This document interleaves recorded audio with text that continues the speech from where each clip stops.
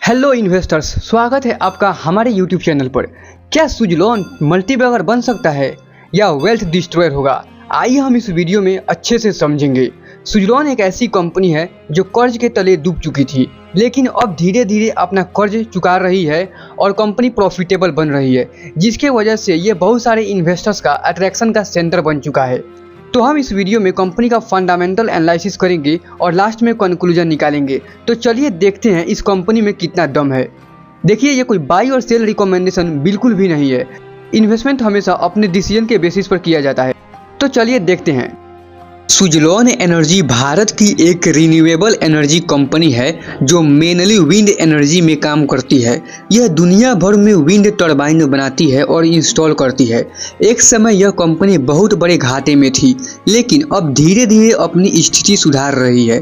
हाल ही में कंपनी ने अपने कर्ज को घटाने पर फोकस किया है और लगातार प्रॉफिटेबल बनने की दिशा में बढ़ रही है।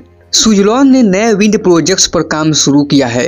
रिन्यूएबल एनर्जी सेक्टर में ग्रीन एनर्जी को प्रमोट करने के लिए सरकार की नीतियों का भी फायदा मिल सकता है।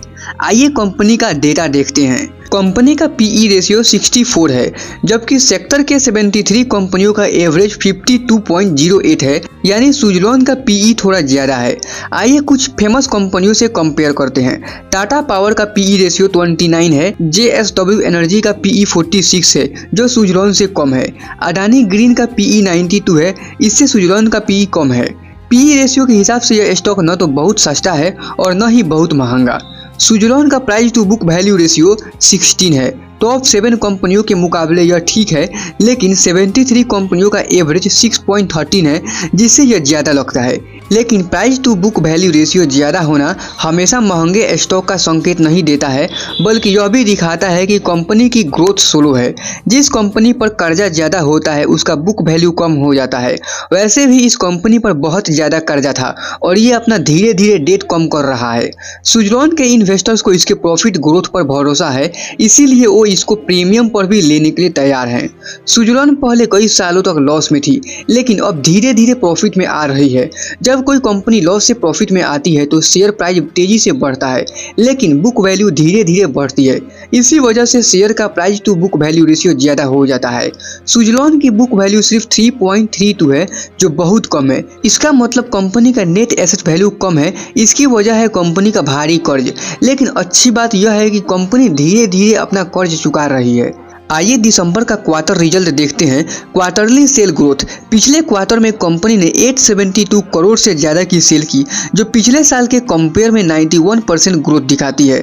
बढ़ते सेल की वजह से नेट प्रॉफिट बढ़ रहा है और अर्निंग पर शेयर भी बढ़ते नजर आ रहा है। 2018 से 2020 तक कंपनी लॉस में थी, लेकिन अब धीरे धीरे प्रॉफिट में आ रही है। आइए 3 साल का CAGR देखते हैं। कंपनी का कंपाउंडेड सेल ग्रोथ 3 साल का 25% है, जो कि अच्छा है। प्रॉफिट ग्रोथ 45% है, जो कि बहुत अच्छा है। स्टॉक प्राइस CAGR भी बढ़ते नजर आ रहा है और return on equity last year का 29% रहा, जो कि सब अच्छे दिख रहे हैं। आइए बैलेंस शीट पर नजर डालते हैं। पहले कंपनी का रिजर्व निगेटिव था, क्योंकि यह लॉस में थी और उस पर बहुत सारा कर्जा था, लेकिन अब रिजर्व पॉजिटिव हो चुका है, जो यह दिखाता है कि कंपनी मुश्किलों से निकल रही है और लॉन्ग टर्म बोरोइंग भी कम होते नजर आ रहा है। डेट टू इक्विटी रेशियो भी कम हुआ है, जो बहुत अच्छी बात है।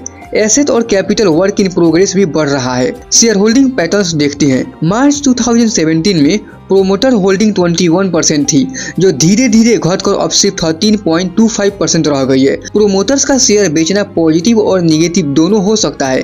कई बार वे प्रॉफिट बुक करते हैं, तो कई बार उन्हें कंपनी के भविष्य को लेकर डाउट भी होती है, क्योंकि कंपनी को उसके प्रोमोटर से बेहतर और कौन समझ सकता है। FII और DII इन्वेस्टर्स इस स्टॉक में इंटरेस्ट ले रहे हैं और खरीदारी कर रहे हैं। आइए ओवरऑल कंक्लूजन करते हैं। सुजलॉन एनर्जी अब धीरे धीरे अपनी स्थिति मजबूत कर रही है। कंपनी ने भारी कर्ज से निकलना शुरू किया है, प्रॉफिट में आ रही है और सेल ग्रोथ भी दिखा रही है। CAGR भी 3 साल का अच्छा है। ये सब बहुत पॉजिटिव साइन है। प्रोमोटर्स का कम होना पॉजिटिव और निगेटिव दोनों हो सकता है।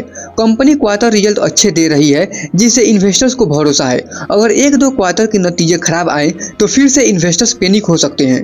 ये कोई बाई और सेल रिकमेंडेशन नहीं है, हम सिर्फ फंडामेंटल समझ रहे हैं। कोई भी निवेश करने से पहले अपनी रिसर्च जरूर करें, क्योंकि कंपनी का मैनेजमेंट, क्वार्टर रिजल्ट ये सब टाइम टू टाइम बदलते रहते हैं और हम पास्ट डेटा का यूज करके एनालिसिस करते हैं। अगर आपको ऐसे ही कम समय में डिटेल्स एनालिसिस पसंद है तो चैनल को सब्सक्राइब करें और हमें मोटिवेट करें कि हम और गहराई से स्टॉक्स एनालिसिस आपके लिए लेकर आए। धन्यवाद।